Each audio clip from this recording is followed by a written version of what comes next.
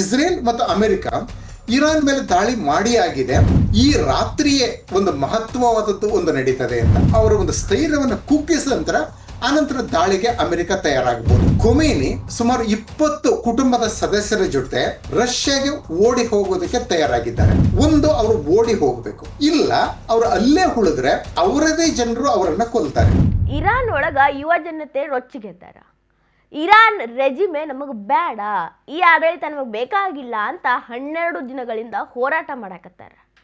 ಮಸೀದಿಗಳಿಗೆ ಬೆಂಕಿ ಹಚ್ಚಾಕತ್ತಾರ. ಸಾರ್ವಜನಿಕ ಪ್ರದೇಶಗಳೊಳಗಂತೂ ಅವರ ದೊಂಬಿ ಹೆಚ್ಚಾಗೈತಿ. ಯಾಕೆ ಹಿಂಗೆ ಮಾಡಕತ್ತಾರ ಅಂದ್ರೆ ಅಲ್ಲಿ ಎಲ್ಲಾದ್ರದ್ದು ರೇಟ್ ಹೆಚ್ಚು ಮಾಡೋದ್ರ ಜೋಡಿ ಅವರ ಎರ್ರಾಬಿರ್ರಿ ಬೇಡಿಕೆಗಳದಾವು. ಹಿಂಗೆ ಇರಬೇಕು, ಹಿಂಗೆ ನಡ್ಕೋಬೇಕು, ಅದೇ ರೀತಿ ಹೋಗಬೇಕು ಅಂತ. ಅದನ್ನೆಲ್ಲ ಫಾಲೋ ಮಾಡೋಕ್ಕಾಗಂಗಿಲ್ಲ, ನೀವೆಲ್ಲ ಈ ದೇಶ ಬಿಟ್ಟು ತೊಲಗ್ರಿ ಅಂತ ಸ್ಲೋಗನ್ ಹೇಳಕತ್ತಾರ. ಮೌಲ್ವಿಗಳನ್ನು ದೇಶ ಬಿಟ್ಟು ಹೋಗ್ರಿ ಅಂತ ಹೇಳಕತ್ತಾರ. ಇರಾನ್ ಪರಿಸ್ಥಿತಿ ಏನೇನಾಗ್ತೈತೋ ಗೊತ್ತಿಲ್ಲ, ಆದರೆ ಯಾರು ಕೆಂಗನ ಬಿದ್ದಿರಬೇಕು ಇರಾನ್ ಮ್ಯಾಲ ಅಂತ ಯೋಚನೆ ಮಾಡಿದ್ರೆ ಟ್ರಂಪ್ ನೆಕ್ಸ್ಟ್ ಟಾರ್ಗೆಟ್ ಇರಾನ್ ಅಂತ ಮಾತುಕತೆ ಚಾಲು ಆಗಿದ್ವು. ಟ್ರಂಪ್ ಈಗ ವೆನಿಜುವೆಲಾ ಮೇಲೆ ಆಕ್ರಮಣ ಮಾಡಿದ್ಮೇಲೆ, ಅಲ್ಲಿನ ಅಧ್ಯಕ್ಷನ ಬಂಧಿಸಿದ ಮೇಲೆ ಈಗ ಇರಾನ್ ಮೇಲೆ ಕಣ್ಣಿಟ್ಟಾರು ಅನ್ನೋ ಸುದ್ದಿ ಇತ್ತು. ಹೌದೇನು, ನಿಜವಾಗ್ಲೂ ಏನು ನಡೆಯಕತ್ತೈತಿ ಜಿಯೋ ಪೊಲಿಟಿಕಲ್, ಅದನ್ನೆಲ್ಲ ಹೇಳಕ್ಕಂತ ಜಿಯೋ ಪೊಲಿಟಿಕಲ್ ಅನಾಲಿಸ್ಟ್ ಪ್ರೇಮ್ ಶೇಖರ್ ಅವರು ಅದಾರ. ಇದ್ರ ಬಗ್ಗೆ ಸವಿಸ್ತಾರವಾಗಿ ಹೇಳ್ತಾರ, ಕೇಳ್ರಿ. ನೆಕ್ಸ್ಟ್ ಟಾರ್ಗೆಟ್ ಹೌದು, ಇನ್ಫ್ಯಾಕ್ಟ್ ಇಡೀ ವಲಯ ಪನಾಮಾ ಮೊದಲನೇದು, ಅದರಲ್ಲಿ ಏನೂ ಆಗ್ಲಿಲ್ಲ. ಅಂದ್ರೆ ಪ್ರೆಸಿಡೆಂಟ್ ಒಪ್ಕೊಂಡ್ರಲ್ಲ, ಹೋಸೆ ರಾಹುಲ್ ಒಪ್ಕೊಂಡದ್ರಿಂದ ಅಲ್ಲಿ ಯಾವುದೇ ಅನಾಹುತ ಆಗಲಿಲ್ಲ. ಹೋಸೆ ರಾಹುಲ್ ಇನ್ನೂ ಅಧ್ಯಕ್ಷರಾಗಿ ಇದ್ದಾರೆ, ಪನಾಮಾ ಸಿಟಿನಲ್ಲಿದ್ದಾರೆ. ಆದ್ರೆ ಮೊದಲ ಬಲಿ ಆದದ್ದು ನಿಕೋಲಾ ಮಾದುರೋ, ಯಾಕಂದ್ರೆ ಅವರು ಒಪ್ಪದೇ ಇದ್ದ ಕಾರಣ. ಸೊ ಹೀಗಾಗಿ ಅಲ್ಲಿ ಟ್ರಂಪ್ರ ನೀತಿ ಯಶಸ್ವಿಯಾಗಿದೆ. ಪ್ರಪಂಚ ಏನೇ ಹೇಳಿ, ನಾವು ಸಹ ಚಿಂತೆಗೀಡಾಗಿದ್ದೇವೆ ಅಂದ್ರೂ ಸಹ ಯುರೋಪಿಯನ್ ಸಹ ಇದನ್ನ ನಾವು ಯುರೋಪಿಯನ್ದು ಅದೊಂಥರ ಹಾಸ್ಯಾಸ್ಪದವಂತ ಸ್ಟೇಟ್ಮೆಂಟ್ ಬಂತು ಅಲ್ಲಿಂದ. ಸೊ ಅದನ್ನ ನಾವು ಲೆಕ್ಕಕ್ಕೆ ತಗೋಬೇಕಾಗಿಲ್ಲ. ಕಿಯರ್ ಸ್ಟಾರ್ಮರ್ ಅಂತೂ ಆಲ್ಮೋಸ್ಟ್ ಟ್ರಂಪ್ಗೆ ಸಪೋರ್ಟ್ ಆದ ರೀತಿನೇ ಮಾತಾಡಿದ್ದು. ಮತ್ತೆ ಇದು ಇಮಾನ್ಯುಯಲ್ ಮ್ಯಾಕ್ರೋನ್ ಮೊದಲನೇ ದಿನ ಕಂಡಮ್ ಮಾಡಿಬಿಟ್ಟು 2ನೇ ದಿನ ಆಯಿತು ಅಂತ ಹೇಳಿದ್ರು. ಹೀಗಾಗಿ ಯುರೋಪಿಯನ್ ಏನೂ ಇಲ್ಲ. ಪ್ರಪಂಚ ಮತ್ತೆ ಯುನೈಟೆಡ್ ನೇಷನ್ಸ್ ನಡೆದ ಡಿಸ್ಕಷನ್ ಸಹ ಎಂಥದ್ದು ಟ್ರಂಪ್ದು ವಿರೋಧಿ ಆಗಿಲ್ಲ. ಹೀಗಾಗಿ ಅಲ್ಲಿ ವೆನೆಜುವೆಲಾದಲ್ಲಿ ಟ್ರಂಪ್ರ ನೀತಿ ಯಶಸ್ವಿಯಾಗಿದೆ. ನೆಕ್ಸ್ಟ್ ಎಲ್ಲರ ಕಣ್ಣಿರೋದು ಕೊಲಂಬಿಯಾ ಮತ್ತೆ ಇರಾನ್ ಬಗ್ಗೆ. ಇಲ್ಲಿ ಕೊಲಂಬಿಯಾದ ಬಗ್ಗೆ ಮೊದಲು ಹೇಳ್ಬಿಡ್ತೀನಿ.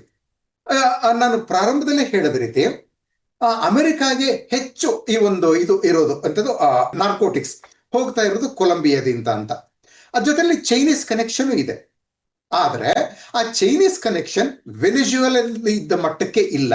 ಈ ನಾರ್ಕೋ ಇದನ್ನ ಕಂಟ್ರೋಲ್ ಮಾಡೋದಾದ್ರೆ ಅದಕ್ಕೆ ಅಲ್ಲಿ ಹೋಗಿ ಆ ದೇಶದ ಅಧ್ಯಕ್ಷನನ್ನ ಕಿಡ್ನಾಪ್ ಮಾಡ್ಕೊಂಡು ಬರೋ ಅಗತ್ಯ ಇಲ್ಲ.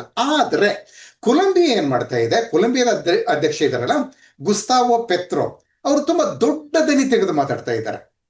ವೆನಿಜುವೆಲಾದಲ್ಲಿ ಟ್ರಂಪ್ ಮಾಡೋದ್ರ ಬಗ್ಗೆ ತುಂಬಾ ದೊಡ್ಡ ವಿರೋಧವನ್ನು ವ್ಯಕ್ತಪಡಿಸ್ತಾ ಇದ್ದಾರೆ. ಇದೇ ಅವರಿಗೆ ಒಂದ್ ಸ್ವಲ್ಪ ತೊಂದರೆ ಮಾಡಬಹುದು. ಆದ್ರೆ ಟ್ರಂಪ್ ಹೇಳಿದ್ದಾರೆ ಆಕ್ಷನ್ ತಗೋತೀವಿ ಗುಸ್ತಾವೋ ಪೆತ್ರೋ ಮೇಲೆ, ಕೊಲಂಬಿಯಾ ಮೇಲೆ ಅಂತ ಅವ್ರು ಓಪನ್ ಆಗಿ ಹೇಳಿಲ್ಲ. ಅವ್ರು ಏನ್ ಹೇಳಿದ್ದು ಗೊತ್ತಾ, ಸ್ವಲ್ಪ ಅನ್ಪಾರ್ಲಿಮೆಂಟರಿ ವರ್ಡ್ ಅವ್ರು ಹೇಳಿದ್ದು. ಆದ್ರೆ ಅದನ್ನ ನಾನು ಸ್ವಲ್ಪ ಸಾಫ್ಟ್ ಮಾಡಿ ಹೇಳ್ತೀನಿ, ನಾನು ಕನ್ನಡದಲ್ಲಿ, ಇಂಗ್ಲಿಷ್ ಅಲ್ಲೇ ಹೇಳೋದಕ್ಕೆ ಹೋಗೋದಿಲ್ಲ. ಗುಸ್ತಾವೋ ಪೆತ್ರೋ ತನ್ನ ಹಿಂಭಾಗದ ಬಗ್ಗೆನೆ ಮೊದಲು ಗಮನ ಕೊಡ್ಲಿ ಅಂತ ಅವ್ರು ಹೇಳಿದ್ದು. ಅವ್ರ ಲ್ಯಾಂಗ್ವೇಜ್ ಇಲ್ಲ, ಕ್ರೂಡ್ ಲ್ಯಾಂಗ್ವೇಜ್ ಟ್ರಂಪ್ದು, ಅದರಲ್ಲಿ ಹೇಳಿದ್ದು. ನಾವು ಅದನ್ನ ಸ್ವಲ್ಪ ಸಾಫ್ಟ್ ಮಾಡಿ ಹೇಳಿದ್ರೆ ಪೆತ್ರೋ ತನ್ನ ಹಿಂಭಾಗದ ಬಗ್ಗೆ ಗಮನ ಕೊಡ್ಲಿ ಅಂತ. ಇದರ ಅರ್ಥ ನಾವು ಪೆತ್ರೋರನ್ನ ಹಿಂಭಾಗದಿಂದ ಹಿಂದ್ಗಡೆಯಿಂದ ಅಟ್ಯಾಕ್ ಮಾಡ್ತೀವಿ ಅಂತಲ್ಲ. ಪೆತ್ರೋಗೆ ತನ್ನ ದೇಶದಲ್ಲಿ ವಿರೋಧ ಇದೆ. ಆತನ ವಿರೋಧಿಗಳು ಆತನ ಬೆನ್ನ ಹಿಂದೆಯೇ ನಿಂತಿದ್ದಾರೆ. ಅದಕ್ಕೆ ಅಮೆರಿಕ ಸಪೋರ್ಟ್ ಮಾಡ್ತಾ ಇದ್ದಾರೆ ಇದೆ ಅನ್ನೋದನ್ನ ಅದೇನೋ ಅದಂತದ್ದು ಗುಟ್ಟಿನ ವಿಷಯ ಅಲ್ಲ. ಸೊ ಗುಸ್ತಾವೋ ಪೆತ್ರೋಗಿರೋದು ನಮ್ಮಿಂದ ನೇರ ಅಪಾಯ ಅಲ್ಲ, ಬದಲಾಗಿ ಕೊಲಂಬಿಯನ್ನರಿಂದಲೇ ಅನ್ನೋ ಮಾತನ್ನ ಟ್ರಂಪ್ ಹೇಳಿದ್ದಾರೆ. ಮತ್ತೆ ರಿಪೀಟ್ ಮಾಡ್ತಾ ಇದ್ದೀನಿ, ಪೆತ್ರೋ ವಿರೋಧಿ ಕೊಲಂಬಿಯನ್ನರ ಹಿಂದೆ ತಾನಿದ್ದೇನೆ ಅಂತ ಟ್ರಂಪ್ ಹೇಳೋದಿಲ್ಲ ಯಾರು, ಆಯ್ತಾ. ಸೊ ಹೀಗಾಗಿ ಕೊಲಂಬಿಯಾ ಇಮ್ಮಿಡಿಯೇಟ್ ಟಾರ್ಗೆಟ್ ಅಲ್ಲ. ನೆಕ್ಸ್ಟ್ ಆಕ್ಚುಲಿ ಇರಾನ್ ಬಗ್ಗೆ ಅದೇನಾಗಿದೆ ಅಂತ ಟ್ರಂಪ್ ಒಂದು ಸ್ಟೇಟ್ಮೆಂಟ್ ಸಹ ಕೊಟ್ಟರು. ಈಗ ಕಳೆದ 12 ದಿನಗಳಿಂದ ಇರಾನ್ನಲ್ಲಿ ಆಂಟಿ ಖೊಮೇನಿ, ಆಂಟಿ ಮುಲ್ಲಾ ರೆಜಿಮ್ ದಂಗೆಗಳು ನಡೀತಾ ಇವೆ. ಇರಾನ್ನ 31 ಪ್ರಾಂತ್ಯಗಳಲ್ಲಿ 27ರಲ್ಲಿ ಈ ಸರ್ಕಾರಿ ವಿರೋಧಿ ಮೌಲ್ವಿ ಸರ್ಕಾರ ವಿರೋಧಿ ದಂಗೆಗಳು ಹರಡಿಬಿಟ್ಟಿವೆ. ಇದುವರೆಗೆ ಒಂದು ಸರ್ಕಾರಿ ಅಂಕಿಅಂಶಗಳ ಪ್ರಕಾರವೇ 36 ಜನ ಸತ್ತಿದ್ದಾರೆ, 60ಕ್ಕಿಂತಲೂ ಹೆಚ್ಚು ಜನ ಗಾಯಗೊಂಡಿದ್ದಾರೆ. ಸುಮಾರು 2,000 ಜನರನ್ನ ಬಂಧಿಸಲಾಗಿದೆ. ಆಯ್ತಾ. ಆದ್ರೆ ಟ್ರಂಪ್ ಏನ್ ಹೇಳಿದ್ದಾರೆ, ಈ ಇದು ಆಂಟಿ ರಿಜಿಮ್ ಪ್ರೊಟೆಸ್ಟರ್ಸ್ ವಿರುದ್ಧ ಖೊಮೇನಿ ರಿಜಿಮ್ ಏನಾದ್ರೂ ಒಂದು ರೀತಿಯ ರಕ್ತಪಾತದ ಕ್ರಮಗಳನ್ನ ಕೈಗೊಂಡ್ರೆ ನಾವು ಆ ಸರ್ಕಾರದ ವಿರುದ್ಧವಾಗಿ ಕಾರ್ಯಾಚರಣೆ ನಡೆಸೋದಕ್ಕೆ ತಯಾರಾಗಿದ್ದೀವಿ ಅಂತ. ಅಂದ್ರೆ ಟ್ರಂಪ್ ಓಪನ್ ಆಗಿ ಹೇಳಿದ್ದಾರೆ. ಇದರಲ್ಲೂ ಆಶ್ಚರ್ಯ ಇಲ್ಲ, ಯಾಕಂದ್ರೆ ಈಗಾಗಲೇ ಇಸ್ರೇಲ್ ಮತ್ತು ಅಮೆರಿಕ ಇರಾನ್ ಮೇಲೆ ದಾಳಿ ಮಾಡಿ ಆಗಿದೆ.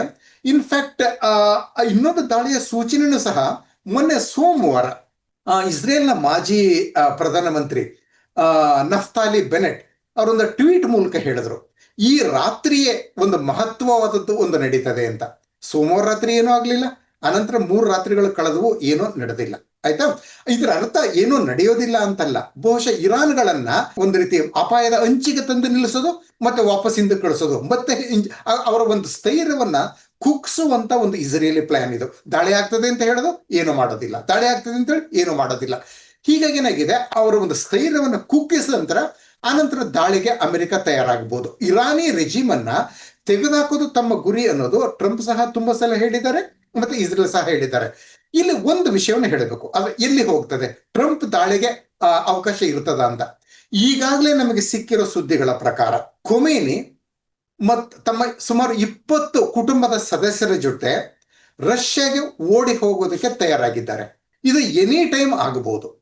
ನೆನಪಿದೆಯಾ, ಕಳೆದ ವರ್ಷ ಅಲ್ಲ, ಅದಕ್ಕೂ ಹಿಂದಿನ ವರ್ಷ 2024ನಲ್ಲಿ ಸಿರಿಯಾದ ಅಧ್ಯಕ್ಷ ಬಶರ್ ಅಲ್ ಅಸದ್ ಹೇಗೆ ಕೊನೆಗಳಿಗೆಲ್ಲ ಓಡಿ ಹೋಗಿ ರಷ್ಯಾದಲ್ಲಿ ಆಶ್ರಯ ಪಡೆದ್ರಲ್ಲ, ಅದೇ ರೀತಿ ಖೊಮೇನಿ ಓಡಿ ಹೋಗೋ ಪ್ಲಾನ್ ಮಾಡ್ತಾ ಇದ್ದಾರೆ ಅನ್ನೋ ಸುದ್ದಿ ಇದೆ. ಒಂದು, ಅವರು ಓಡಿ ಹೋಗ್ಬೇಕು, ಇಲ್ಲ ಅವರು ಅಲ್ಲೇ ಉಳಿದ್ರೆ ಅವರದೇ ಜನರು ಅವರನ್ನ ಕೊಲ್ತಾರೆ. ಆಯ್ತಾ. ಅಥವಾ ಕೊಲ್ಲಲಿಲ್ಲ ಅಂತ ಹೇಳಿದ್ರೆ ಅಮೆರಿಕ ದಾಳಿ ಮಾಡ್ತದೆ. ಸೊ ಅಂದ್ರೆ ಖೊಮೇನಿಗೆ ಇರೋದು ಅಧಿಕಾರವನ್ನು ತ್ಯಜಿಸಿ ಓಡಿ ಹೋಗೋದು, ಜೀವ ಉಳಿಸ್ಕೋಬೇಕಾದ್ರೆ ಓಡಿ ಹೋಗ್ಬೇಕು, ಇಲ್ಲ ಅಂತ ಹೇಳಿದ್ರೆ ಇರಾನಿಯನ್ ಜನತೆ ಮತ್ತು ಅವರ ಬೆನ್ನ ಹಿಂದೆ ನಿಂತ ಅಮೆರಿಕ ಮತ್ತು ಇಸ್ರೇಲ್, ಇವು ಖೊಮೇನಿ ರೆಜಿಮ್ ಅನ್ನ ಕೊನೆಗಾಣಿಸ್ತವೆ. ಇದು ಮುಂದಿನ ಟಾರ್ಗೆಟ್, ಅಂದ್ರೆ ಇಮ್ಮಿಡಿಯೇಟ್ಲಿ ನಮಗೆ ಕಾಣಿಸ್ತಾ ಇರುವಂತ ಟಾರ್ಗೆಟ್. ಸಣ್ಣ ಪುಟ್ಟ ಟಾರ್ಗೆಟ್. ಹೈತಿ ಪ್ರೆಸಿಡೆಂಟ್ಗೆ ಏನ್ ಮಾಡಿದ್ರು, ಒಂದಿನ ಅಮೆರಿಕನ್ ಅಂಬಾಸಿಡರ್ ಅವ್ರ ಪ್ರೆಸಿಡೆಂಟ್ ಪ್ಯಾಲೇಸ್ಗೆ ಹೋದ್ರು. He called him out and told him, ನಿಮ್ಮ ಜೀವನ ನೀವು ಉಳಿಸ್ಕೋಬೇಕು ಅಂತ ಹೇಳಿದ್ರೆ ನೀವು ನಾನು ರೆಡಿ ಮಾಡಿದ್ರೆ ಪ್ಲೇನ್ ಹತ್ಕೋಬೇಕು ಅಂತ. ಹೈಟಿ ದೇಶದ ಅಧ್ಯಕ್ಷ ಅಮೆರಿಕದ ರಾಯಭಾರಿ ಹೇಳಿದ ರೀತಿ ಆ ಪ್ಲೇನ್ ಅನ್ನ ಹತ್ಕೊಂಡ್ರು. ಆಮೇಲೆ ಇಳಿದದ್ದೆಲ್ಲಿ, ಅವರು ಸೆಂಟ್ರಲ್ ಆಫ್ರಿಕಾದಲ್ಲಿ. ಹೀಗೆ ಈ ಸಣ್ಣ ಪುಟ್ಟವನ್ನೆಲ್ಲ ಅಮೆರಿಕ ಮ್ಯಾನೇಜ್ ಮಾಡ್ಕೋತದೆ. ದೊಡ್ಡ ಅದು ನಮಗೆ ಗೊತ್ತಾಗೋದಿಲ್ಲ, ಯಾಕಂದ್ರೆ ಗ್ಲೋಬಲ್ ನ್ಯೂಸ್ ಆಗ್ಲಿಲ್ಲ ಅದು. ಯಾಕೆ ಅಂತ ಕೇಳ್ತೀರಾ, ಇನ್ಫ್ಯಾಕ್ಟ್ ಅಲ್ಲಿ ಹೈಟಿಯಲ್ಲಿದ್ದಂತ ನ್ಯೂಯಾರ್ಕ್ ಟೈಮ್ಸ್ ಕರೆಸ್ಪಾಂಡೆಂಟ್ ಅನ್ನ ಪ್ರಶ್ನೆ ಮಾಡಿದಾಗ, ಇದನ್ನ ನೀವು ಸುದ್ದಿ ಮಾಡ್ತೀರಾ ನೀವು ಇವತ್ತಿನ ನಿಮ್ಮ ನ್ಯೂಸ್ ನಲ್ಲಿ ಅಂತ, ಆಯ್ತಾ, ನ್ಯೂಯಾರ್ಕ್ ಟೈಮ್ಸ್ಗೆ ಆಕೆ ಹೇಳಿದ್ದೇನೋ ಗೊತ್ತಾ, ನಮ್ಮ ಎಡಿಟರ್ಗೆ ಈ ವಿಷಯದಲ್ಲಿ ಆಸಕ್ತಿ ಇಲ್ಲ ಅಂತ. ಹೈಟಿ ದೇಶದ ಅಧ್ಯಕ್ಷರನ್ನ ಪ್ಲೇನ್ ನಲ್ಲಿ ಕೂರಿಸಿ ಇನ್ನೊಂದು ಕಡೆ ಎಲ್ಲವೋ ಸೆಂಟ್ರಲ್ ಆಫ್ರಿಕಾದ ಕಾಡಿಗೆ ಅಟ್ಟು ಬಿಟ್ಟದ್ದು ಸುದ್ದಿ ಆಗೋದಿಲ್ಲ ನ್ಯೂಯಾರ್ಕ್ ಟೈಮ್ಸ್ಗೆ. ಹೀಗಿರುವಾಗ ಹೆಚ್ಚು ನಡೆಯೋದು ನಮ್ಗೆ ಗೊತ್ತಾಗೋದಿಲ್ಲ, ಸುದ್ದಿ ಆಗೋದು ನಮಗೆ ಇರಾನ್ದು. ಅದನ್ನ ನಾವು ಕಾದು ನೋಡೋಣ.